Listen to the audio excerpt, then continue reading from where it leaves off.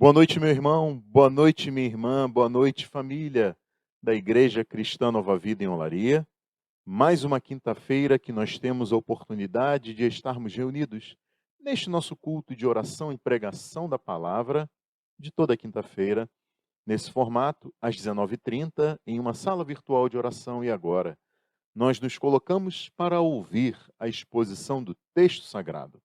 E nesta noite, eu quero convidar você a abrir a sua Bíblia no Salmo de número 73. O texto para a nossa meditação nesta noite é o Salmo de número 73. Salmo esse atribuído a Asaf. Salmo de número 73, assim nos diz a palavra do Senhor. Certamente Deus é bom para Israel, para os puros de coração. Quanto a mim, os meus pés quase tropeçaram, por pouco não escorreguei. Pois tive inveja dos arrogantes, quando vi a prosperidade desses ímpios. Eles não passam por sofrimento e têm o corpo saudável e forte. Estão livres dos fardos de todos, não são atingidos por doenças como os outros homens. Por isso, o orgulho lhes serve de colar, e eles se vestem de violência. Do seu íntimo brota a maldade, da sua mente transbordam maquinações. Eles zombam e falam com más intenções, em sua arrogância ameaçam com opressão. Com a boca arrogam a si os céus e com a língua se apossam da terra. Por isso, o seu povo se volta para eles e bebe suas palavras até saciar-se. Eles dizem: como saberá Deus? Terá conhecimento o Altíssimo? Assim são os ímpios. Sempre despreocupados, aumentam suas riquezas. Certamente foi-me inútil manter puro o coração e lavar as mãos na inocência, pois o dia inteiro sou afligido e todas as manhãs sou castigado. Se eu tivesse dito, falarei como eles, teria traído os teus filhos. Quando tentei entender tudo isso, achei muito difícil para mim, até que entrei no santuário de Deus, e então compreendi o destino dos ímpios. Certamente os pões em terreno escorregadio e os fazes cair na ruína.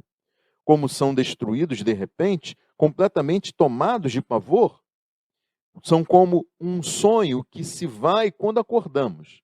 Quando te levantares, Senhor, tu os farás desaparecer. Quando o meu coração estava amargurado e no íntimo eu senti inveja, agi como insensato e ignorante. Minha atitude para contigo era a de um animal irracional. Contudo, sempre estou contigo. Tomas a minha mão direita e me sustens. Tu me diriges com o teu conselho e depois me receberás com honras. A quem tenho nos céus senão a ti? E na terra nada mais desejo além de estar junto a ti. O meu corpo e o meu coração poderão fraquejar, mas Deus é a força do meu coração e a minha herança para sempre. Os que te abandonam, sem dúvida, perecerão. Tu destróis todos os infiéis. Mas, para mim, bom é estar perto de Deus. Fiz do soberano Senhor o meu refúgio. Proclamarei todos os teus feitos. Curve sua cabeça. Vamos orar. Senhor Deus e Pai, nós te agradecemos por esta noite, por esta oportunidade que temos de celebrar o teu nome, cultuar a ti, Senhor, com as nossas orações, buscar a tua face, nos colocarmos diante da tua presença. E nesta hora, mais uma vez, Senhor, de uma forma diferente, estarmos diante do Senhor, por meio da tua palavra, Senhor. Palavra essa é inspirada pelo teu Espírito, para que fosse registrada nas Escrituras Sagradas e preservada, para que hoje nós pudéssemos, Senhor, meditar naquilo que o Senhor inspirou o teu servo Asaf para escrever para a nossa edificação na fé, Senhor. Pedimos que o teu Espírito fale conosco, que ele nos revele a Jesus Cristo, Senhor e Salvador das nossas vidas, em quem nós confiamos. Ajuda-nos, Senhor, a voltarmos os nossos olhos somente para ti e não sermos seduzidos, encantados nem sentirmos, Senhor, inveja da prosperidade dos ímpios, Senhor, que tem tantas coisas, ó Deus, mas tem falta daquilo que há de mais importante para o ser humano neste mundo, que é a tua presença santa, Senhor, e completa. Ó Pai, ajuda-nos a voltarmos os nossos olhos para isso, Senhor, e para a esperança da vida eterna, assegurada a todo aquele, a toda aquela que crê em Jesus Cristo como Salvador e se submete a Ele como Senhor de sua vida. Pedimos isso, Senhor Deus, oramos em nome de Jesus. Amém. Meus irmãos e minhas irmãs, o salmo que nós acabamos de ler, ele é atribuído a Asaf. Asaf foi um músico de destaque que esteve à frente dos corais que entoavam cânticos cerimoniais no culto a Deus. A linha poética deste salmo destaca o choque sofrido pelo seu compositor, por Asaf, quando ele se deparou com a prosperidade dos ímpios em comparação com as adversidades enfrentadas por aqueles que servem a Deus.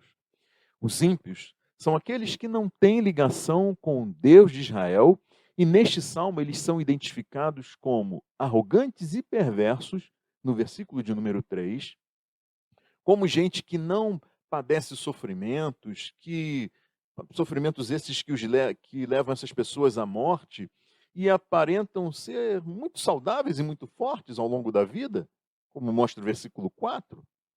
São pessoas vistas como quem não tem de suportar os fardos pesados das pessoas comuns, nem são atingidos pelas mesmas doenças como tantas outras pessoas, como registrado no versículo de número 5. São pessoas orgulhosas e que se valem de violência para obter aquilo que desejam, como mostra o versículo 6. Pessoas que forjam maldades com a maior naturalidade, são cobiçosos e têm o coração cheio de más intenções, como mostra o versículo 7. São zombeteiros, orgulhosos e constantemente ameaçam usar de violência, é o que mostra o versículo 8. São pessoas que falam como se fossem donas do céu e com arrogância dão ordens às pessoas aqui na terra, como mostra o versículo de número 9. A despeito de tudo isso, as pessoas que estão ao redor desses arrogantes, dessas pessoas descritas nos versículos até o de número 9, as pessoas vão atrás desses ímpios e creem no que eles dizem, tal como quem tem sede e bebe das palavras desses ímpios até poderem se saciar, como mostra o versículo de número 10. Há toda uma sedução nesse estilo de vida ímpio que encanta as pessoas e faz com que elas desejem experimentar o mesmo em suas próprias vidas. É nesse sentido que o versículo 10 afirma que as pessoas vão atrás desses ímpios que desfrutam desse estilo de vida e bebem das suas palavras como quem tem sede e precisa se saciar disso. E foi exatamente nesse ponto que o escritor deste salmo, Asaf, quase escorregou e quase caiu ao ter inveja desse estilo de vida ímpio, conforme ele mesmo registra nos versículos 1 a 3, e eu convido você a novamente ler esses versículos comigo, que dizem assim: certamente Deus é bom para Israel, para os puros de coração. Quanto a mim, os meus pés quase tropeçaram, por pouco não escorreguei, pois tive inveja dos arrogantes quando vi a prosperidade desses ímpios. Perceba então comigo que Asaf começa esse salmo declarando o quanto Deus é bom para com o seu povo, e especialmente para os que lhe são fiéis, ou seja, para aqueles que são puros de coração. Só que, a despeito dessa bondade de Deus, Asaf revela que ele quase tropeçou. Foi por pouco que ele não escorregou por inveja dos arrogantes, quando ele invejou a prosperidade dos ímpios, quando os viu prosperar, apesar de uma vida sem compromisso com Deus. E é esse aspecto muito interessante neste salmo, e também ele é reproduzido na literatura nos outros salmos e nos livros de sabedoria bíblicos. Isso porque nós temos aqui o fato de que há uma prosperidade dos ímpios que soa, que reluz diante de nós como muito sedutora, a ponto de fazer o crente desviar-se, tropeçar, escorregar e cair no caminho do caminho santo, justo e piedoso estabelecido por Deus para o seu povo. E o remédio para tal desvio, para tal tropeço, para tal queda, está logo no versículo de número 1, quando Asaf abre o salmo afirmando que certamente Deus é bom para Israel e para os puros de coração. Meus irmãos e minhas irmãs, ter esta plena confiança é essencial para a caminhada segura e firme na fé. Saber que, a despeito das lutas, das dificuldades, das tribulações, das angústias, dos embates, saber que Deus é bom para com o seu povo, para com aqueles que são puros de coração. Isso é fundamental para nós não sermos enganados nem seduzidos pela vida que reluz daqueles que são ímpios e vivem em prosperidade. Os ímpios descritos por Asaf são aqueles que desdenham de Deus.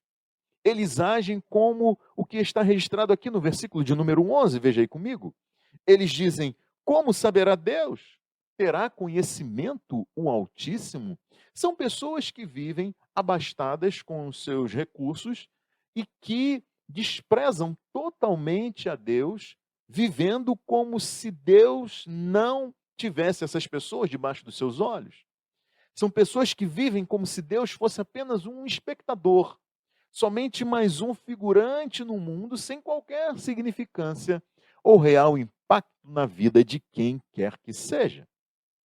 Para os ímpios, a vida deve ser vivida como se Deus não tivesse conhecimento, nem estivesse preocupado com os pormenores que se passam aqui na terra.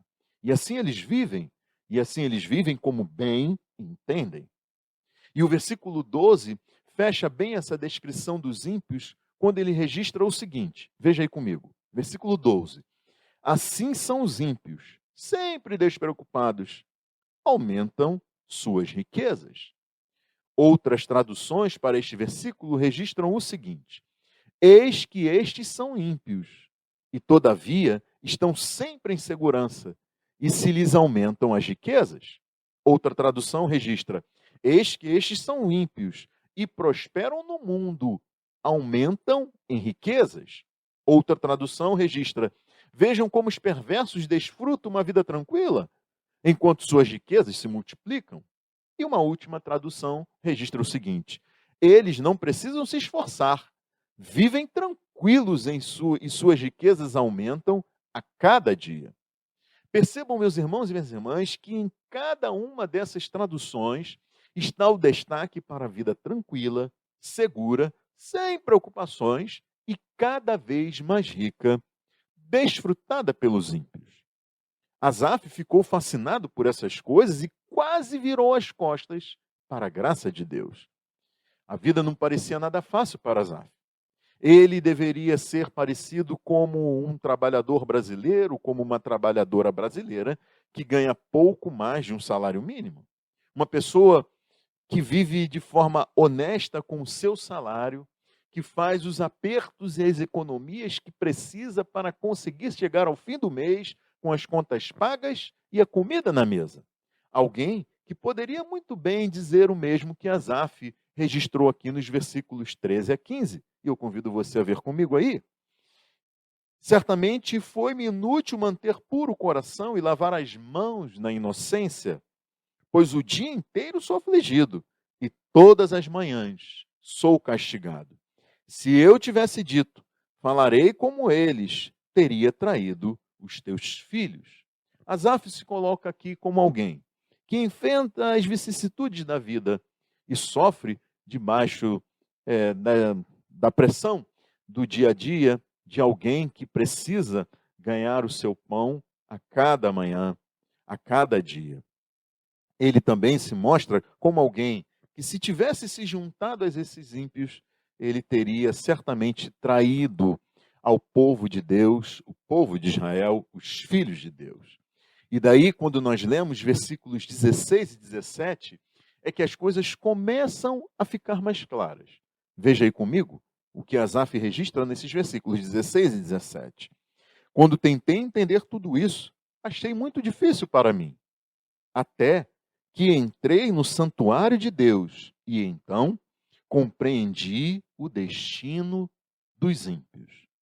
De fato, foi depois que Asaf se colocou diante de Deus e parou para meditar em quem Deus é e nas realizações de Deus em favor do seu povo de Israel, foi aí que ele começou a compreender as coisas.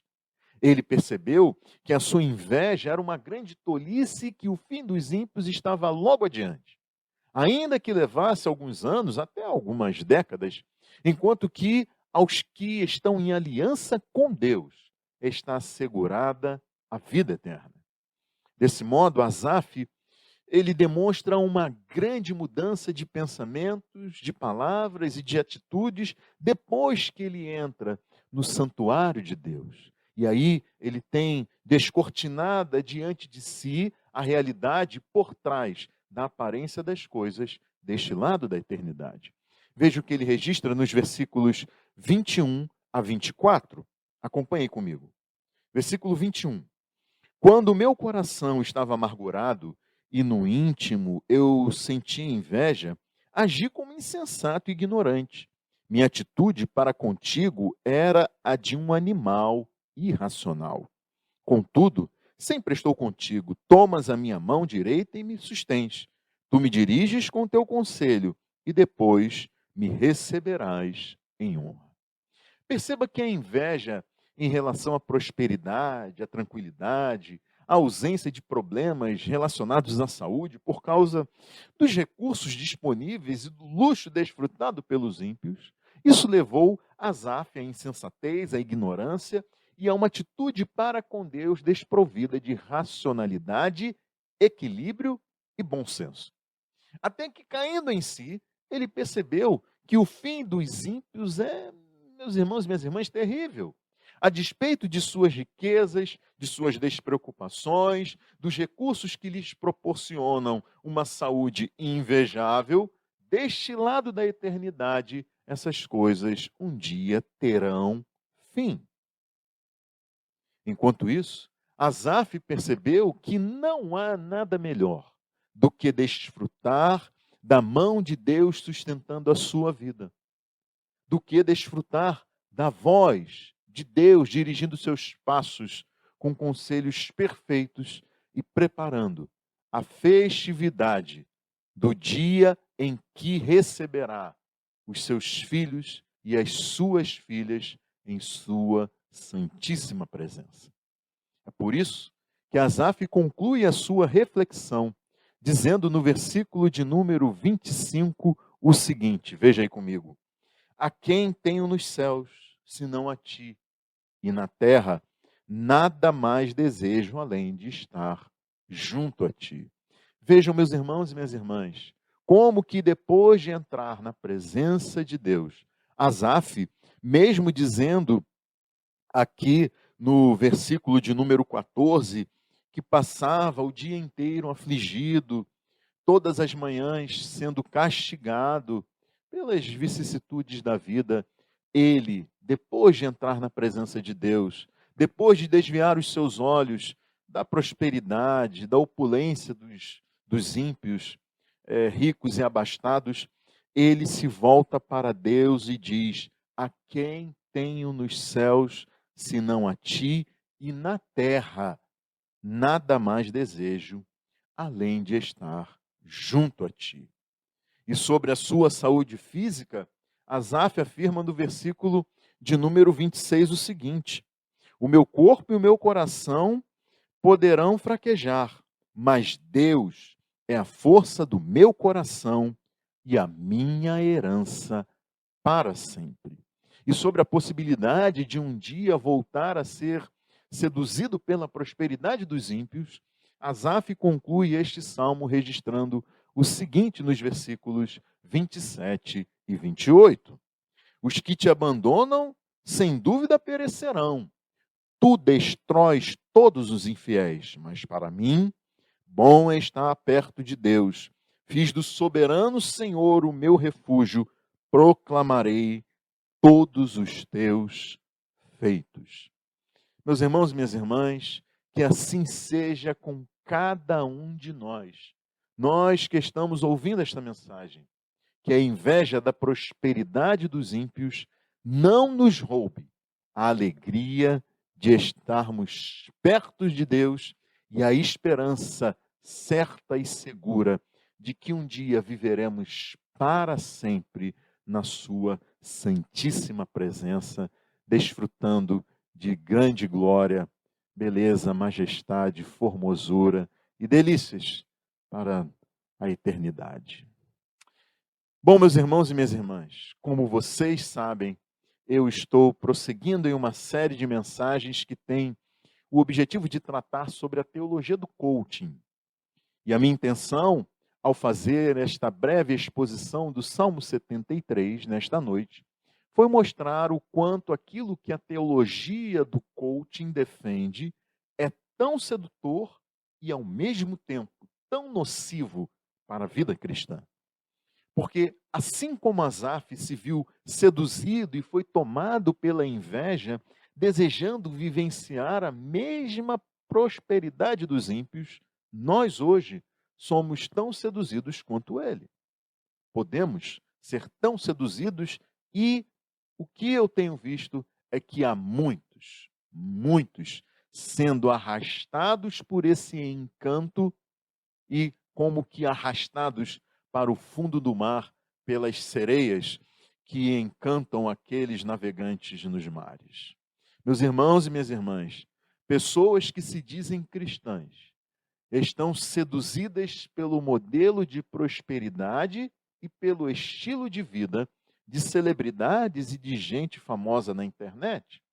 E daí, no lugar da teologia da prosperidade, que tanto fez sucesso entre as igrejas evangélicas há alguns anos e ainda permanece, nós temos hoje a tal da teologia do coaching, com um discurso muito bem adaptado ao momento em que nós estamos vivendo. E eu digo isso porque, além da riqueza, as pessoas estão em busca de paz e de harmonia interior. E daí então, pregadores se valem das ferramentas utilizadas pelos coaches, dando a elas uma roupagem evangélica para travesti-las de pregação e de ensino bíblico cristão. Para isso, vale o marketing digital, o uso de ferramentas de consultoria empresarial, um discurso motivacional e uma boa carga de ajuda emocional. Porém, o que se tem visto é um misto de promessas ilusórias, fórmulas mágicas e emocionalismo religioso nos púlpitos desses pregadores que agem como se fossem coaches, ou que às vezes são até coaches mesmo. Promessas de riqueza, crescimento empresarial, mudança de vida. Promessas assim são feitas de forma irresponsável, através de jargões vazios que buscam fazer com que o ouvinte se torne alguém mais produtivo e pense como alguém milionário. O que se vê nestes pregadores é uma linguagem religiosa muito bem incorporada aos propósitos de uma palestra motivacional típica daqueles que são coaches profissionais. O pregador coach se vale de textos bíblicos desconexos, mostra depoimentos de sucesso e vende a sua ideia para o público que ali o está ouvindo numa igreja ou numa plateia, num evento organizado por esses pregadores. Só que, como é de se esperar, nem todo mundo vai realmente conseguir todo esse sucesso, prosperidade, riqueza e bem-estar dos mega empresários e das celebridades. Por isso, para aqueles que não alcançaram o sucesso prometido por esses pregadores, existe a ajuda emocional religiosa, há um trabalho de motivação e consolo para aqueles que ainda estão tentando, mas fracassando. Afinal, eles precisam continuar acreditando para que continuem pagando pelos eventos de coaching ou assistindo aos pregadores coaches. Pessoas escutam mensagens de motivação e consolo emocional, reúnem-se para ouvir testemunhos dos vencedores que seguiram aquela fórmula de sucesso e de chegada rápida ao objetivo das suas vidas, e cantam juntas, bradam frases de vitória nas reuniões organizadas e criam comunidades de ajuda mútua. E o principal, há uma figura messiânica na qual todas aquelas pessoas depositam as suas esperanças e da qual elas esperam receber todo o conhecimento para alcançar os seus paraísos pessoais. Todos em busca de um Éden para chamar de seu. E é exatamente aqui que está o grande problema com boa parte do coaching. Como as promessas e fórmulas são sempre as mesmas, o coaching tem se especializado cada vez mais na ajuda emocional. O coaching tem se tornado um mercado emocional no qual o cliente paga caro para ouvir sobre o quanto ele é importante, útil e capaz enquanto aprende a treinar suas emoções para, assim, se sentir como esse treinador, esse coaching, está lhe dizendo. E é aqui onde está o efeito mais triste disso tudo. Pregadores e igrejas perceberam que almas estão doentes por essa idolatria do sucesso, por esse desempenho exigente de todos e essa positividade sempre no ar. Só que em vez de oferecerem, essas igrejas e pregadores, em vez de oferecerem o bom e tradicional evangelho bíblico, essas igrejas e pastores estão alterando a mensagem divina para um outro evangelho que é emocional e antropocêntrico, ou seja, centrado no ser humano. Pregadores estão sendo influenciados por esse espírito da época dos empreendedores emocionais, tornando comum a teologia do coaching no púlpito das igrejas. Esse é o ambiente em que a teologia do coach se manifestou e no qual ela tem crescido ao longo dos últimos anos. Pessoas quebradas pela idolatria do sucesso, do desempenho e da positividade desejam ouvir constantemente que são importantes, que são capazes, que são valorosas, que são valiosas. Meus irmãos e minhas irmãs, aqui eu preciso dar uma parada e fazer uma pequena observação.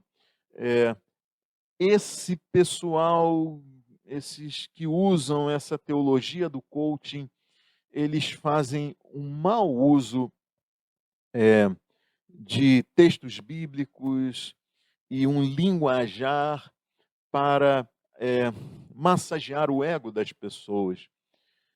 No entanto, nós precisamos, mesmo estando atentos a essas coisas, saber tratar com o devido cuidado aquelas pessoas que estão feridas na sua alma e apresentar a elas o real remédio para as suas vidas e não um placebo qualquer que não trará nenhuma solução para as suas vidas. Ou seja, nós precisamos ter um olhar misericordioso para com as pessoas, mas não nos valermos dessa teologia do coach tão macabra, tão nefasta e tão nociva para aquelas pessoas feridas na sua alma. A teologia do coach, meus irmãos e minhas irmãs, ela substitui o remédio que arde pelo placebo que ilude. Ela não produz convertidos, ela produz pessoas que são dependentes dessa forma de discurso e desse modo de apresentar as coisas a elas. E assim, essa teologia do coaching se espalha e avança pelas igrejas que se rendem a essa fórmula mágica e distorcida do evangelho bíblico. Como disse certo pregador coach, Deus tem um lápis, mas você tem a borracha das decisões. Ele planeja coisas para a sua vida e de diversas formas, inclusive pelas suas decisões, você pode apagar o que ele escreveu para você. E todos os planos de Deus são de bem e não de mal.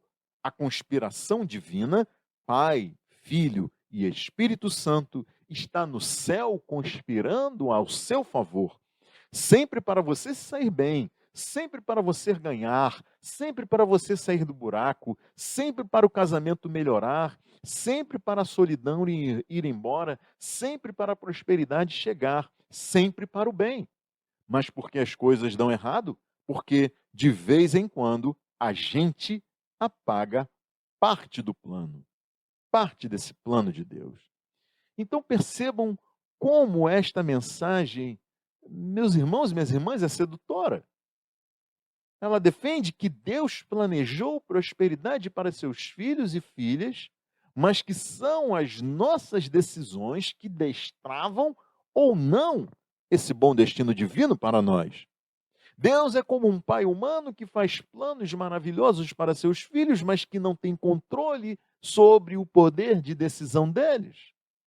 E daí é tomando as decisões corretas e agindo de forma correta que nós temos o poder de destravar ou liberar o destino de prosperidade que Deus traçou para nós. De tal forma que se nós não gozamos de prosperidade, é porque nós somos os culpados por isso e não Deus.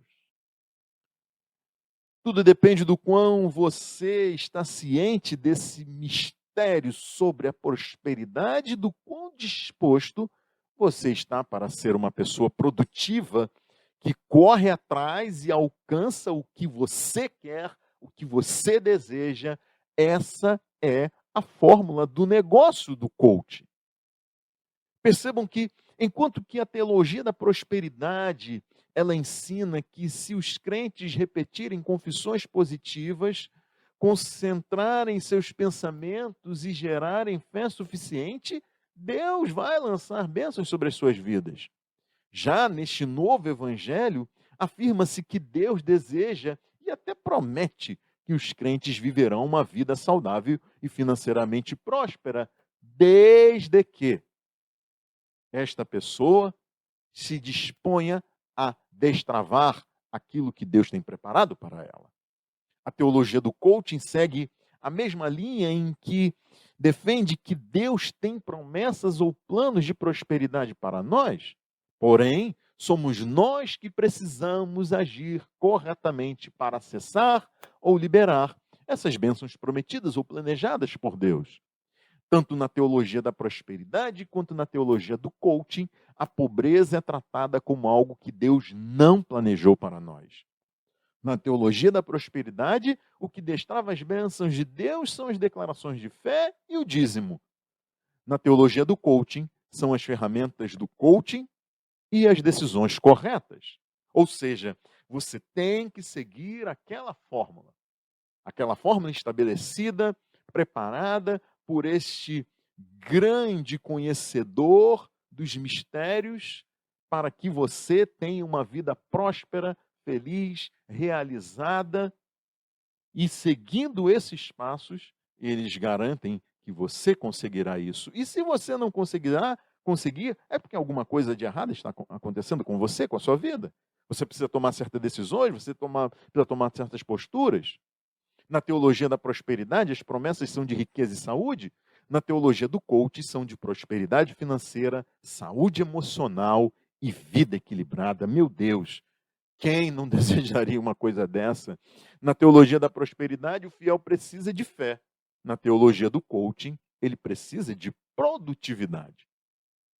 Assim como os coaches, os pregadores na teologia do coaching se posicionam como conhecedores de técnicas, ferramentas e métodos revolucionários que levarão seus clientes ao sucesso desejado. Eles não receberam uma visão de Deus, mas estudaram por anos, viajaram por vários países, entrevistaram diversos líderes e pastores de sucesso, tudo para lhes mostrar o caminho das certezas que a Bíblia, infelizmente, não nos dá. Saúde e riqueza são as promessas na teologia da prosperidade. Doença e pobreza são tratadas como maldições que alcançam o crente quando algo em sua vida de fé está errado. A ideia é que Deus já tem preparado para os seus filhos saúde e prosperidade financeira, mas só temos acesso a isso quando verdadeiramente cremos e agimos profeticamente. Isso na teologia da prosperidade. É necessário, inclusive, plantar, ou seja, dizimar, para colher as bênçãos no futuro. Enquanto isso, há pregadores da teologia do coaching que afirmam: a riqueza é natural. Deus deu os princípios, de tal forma que basta nós seguirmos tais princípios que a riqueza acontecerá nas nossas vidas. Teólogos do coaching afirmam que a pobreza é resistência, ou seja, se ainda não enriquecemos é porque nós estamos resistindo de alguma forma ao plano de Deus. Também dizem: quem ama a Deus e vive o propósito dele prospera. Quem ama a Deus e vive o seu propósito prospera, tem sorte e tudo dá certo. Meus irmãos e minhas irmãs, assim como na teologia da prosperidade, a teologia do coaching se vale da confissão positiva como um mecanismo pelo qual os crentes podem ter acesso às bênçãos de Deus. Isso se dá em 3 estágios, que é o conhecimento dessas bênçãos, a fé, a crença nessas bênçãos e a confissão propriamente dita positiva a respeito dessas bênçãos. Daí, então, primeiro, o crente ele precisa conhecer as bênçãos que foram prometidas e estão disponíveis, e é aqui que é feito todo o malabarismo para justificar supostas promessas bíblicas de riqueza e prosperidade ao alcance de quem crê. Depois é necessário ter fé na realidade dessas promessas, quando então o fiel é chamado a exigir tais bênçãos, sem nunca duvidar. Finalmente, para verbalizar a sua fé e receber a bênção, o crente ele é chamado a confessar e a declarar o recebimento destas bênçãos. Palavras positivas, então, devem ser ditas para atrair prosperidade e saúde. Meus irmãos e minhas irmãs, e na teologia do coaching, são feitas declarações contra a pobreza na forma das mais diversas confissões positivas, de tal forma que a teologia do coaching pode ser, de certa maneira, dita como uma forma, uma reforma da teologia da prosperidade, mas que tanto mal tem feito às igrejas espalhadas por aí. Só que por mais que a prosperidade financeira seja tão desejada, é inegável que as oportunidades não surgem para todos e nem todos se tornarão grandes empresários ou riquíssimos profissionais nas suas áreas de atuação. E daí é que, ainda que considerando que as pessoas estão em busca de prosperidade financeira, elas estão tão inclinadas quanto a conquistarem a prosperidade emocional. E dessa forma, no meio de uma carência emocional que grita mais alto na vida das pessoas, há uma busca maior para sentir paz com as emoções que nós temos. Pessoas então quebradas querem ouvir que são importantes, que são boas, que são poderosas, que são capazes, são pessoas buscando alimento constante para a autoestima, me fazendo lembrar essas pessoas descritas aqui por Asaf no seu salmo, que vão atrás desses ímpios, soberbos, abastados, orgulhosos e bebem das suas palavras como quem está sedento na sua vida. E é nessa dinâmica de suprimento emocional com vistas à prosperidade material e à conquista de sonhos que Deus se torna dependente de nós e age em função de nós, para que mais satisfeitos nós possamos nos sentir. Deus é diminuído na teologia do coaching para que as pessoas cresçam e se sintam melhores, dando forma ao que se pode chamar de uma expressão moderna do pecado original. Deus tem sido usado nessas pregações como instrumento de uma boa autoimagem para as pessoas. Quanto mais se diz que Deus vive em função de nós e depende de nós, melhor nós nos sentimos. Quando dizem que estamos no mesmo nível de Deus, nós ficamos cada vez mais satisfeitos. Meus irmãos e minhas irmãs, a teologia do coaching ela pode ser bonita, mais palatável, mais jovem, mais descolada, mas continua carregando as ilusões da teologia da prosperidade. Teologia da prosperidade, autoajuda mentalista, elas partilham da crença de que pensamentos ou palavras são capazes de transformar o mundo ao redor e ensinam procedimentos pretensamente capazes de submeter essa realidade externa aos nossos desejos, aos desejos humanos. Na semana que vem, se Deus assim nos permitir, nós veremos que a teologia do coaching ela corrompe um núcleo central da fé cristã e por isso ela deve ser encarada como uma heresia.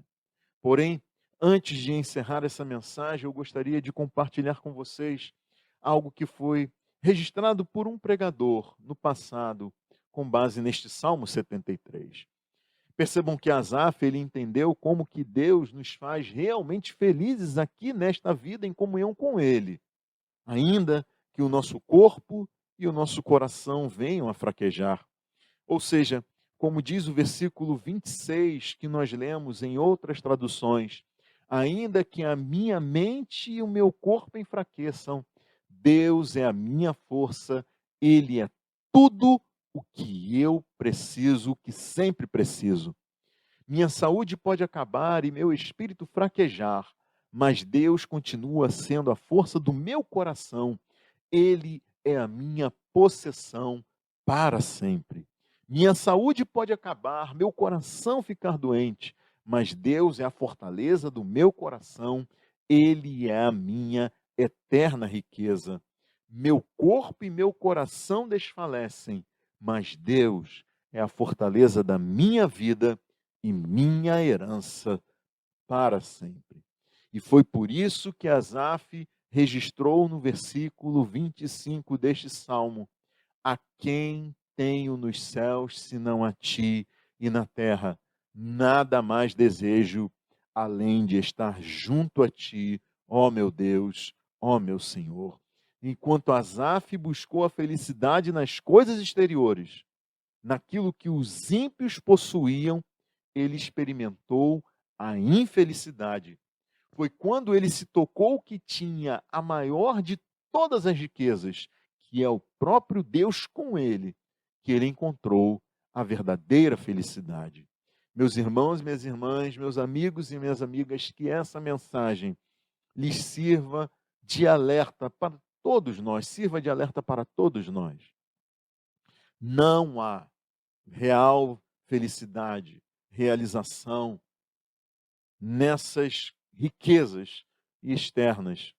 Não digo que elas, é claro que eu não estou dizendo que elas são em si mesmas coisas ruins, mas percebam como que nós podemos ser seduzidos por obter tais coisas de formas tão erradas, usando de tantos artifícios e gastando toda a nossa vida nisso. Enquanto que a verdadeira felicidade, mesmo no pouco, se tivermos o Senhor Deus conosco. Sobre este Salmo 73, o pastor George Swinnock afirmou o seguinte: ouça, Deus é todas as boas coisas e cada coisa boa. Ele é autossuficiente, somente suficiente, todo suficiente. Nada falta nele, seja para a proteção da alma de todo mal, seja para a perfeição da alma com todo bem.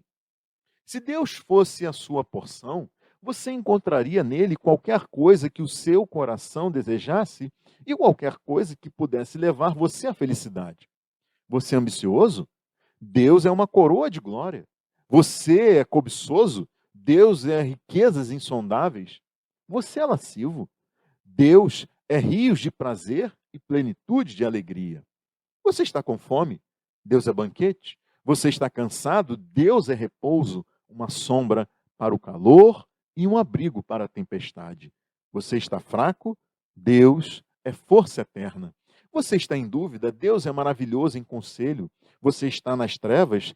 Deus é o sol de justiça, uma luz eterna. Você está doente? Ele é o Deus da sua saúde. Você está triste? Ele é o Deus de todo conforto. Você está morrendo? Ele é a fonte de vida. Você está em angústia? Seu nome é torre forte para onde você pode correr e encontrar segurança. Ele é um remédio universal contra toda sorte de miséria. Qualquer que seja a sua calamidade, ele pode resolvê-la. Qualquer que seja a sua necessidade, ele pode aliviá-la.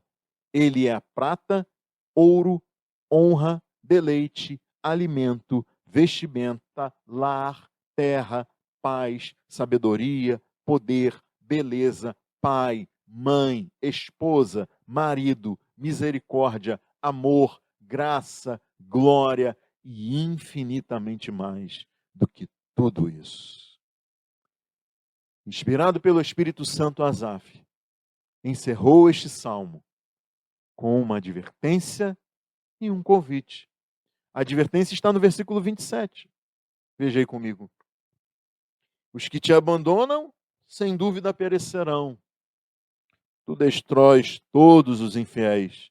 No entanto, minha oração é que você possa dizer, junto comigo e com Asaf, o que está registrado no versículo de número 28. Mas para mim, para mim, bom é estar perto de Deus. Fiz do soberano Senhor o meu refúgio, proclamarei todos os teus feitos. Curve sua cabeça, vamos orar. Senhor Deus e Pai, nós te agradecemos, louvamos e bendizemos o teu santo nome, Senhor. Ajuda-nos a não desviarmos os nossos olhos de ti, ó Deus, e a encontrarmos o nosso maior bem, no céu ou na terra, em ti, ó soberano Senhor. Ó Deus, que enviaste teu Filho Jesus para que se fizesse carne, homem, vivesse entre nós de forma perfeita, santa, justa e entregasse a sua vida para redimir de uma vez por todas e para todo sempre todo aquele, toda aquela que nele crê. Ó Senhor, nós te louvamos por este grande presente de vida que nos foi dado e te pedimos, Senhor, que teu Espírito possa falar aos corações daqueles amigos e amigas que ainda não reconheceram a Jesus como Salvador de suas vidas, nem se submeteram a Ele como Senhor. E, ó Deus, ajuda-nos. Nós que um dia olhamos para a cruz e vimos ali todo o peso e o preço nas nossas transgressões e pecados, pagos pelo teu Filho, ó Senhor, para que nós pudéssemos ser absolvidos, justificados, não por nossos merecimentos ou obras, mas por quem Jesus Cristo é e por aquilo que Ele fez em nosso favor. Deus eterno e poderoso, ajuda-nos a não sermos seduzidos, Senhor, pelas riquezas, prazeres, deleites deste mundo, propiciado pelas riquezas desse mundo, Senhor. Mas que possamos, ó Pai, esperar em Ti. E ainda que venhamos a ter tantos recursos quanto, que sejamos sábios, ó Deus, e sempre dependentes de Ti, nunca dessas nossas riquezas e bens, Senhor, em qualquer proporção que nós tenhamos tais coisas. Que a nossa esperança esteja em Ti, ó Deus, que a nossa segurança esteja no Senhor. Oramos e pedimos isso, em nome de Jesus. Amém. Deus abençoe a sua vida, meu amigo, minha amiga, meu irmão, minha irmã. Até a semana que vem, se Deus assim nos permitir.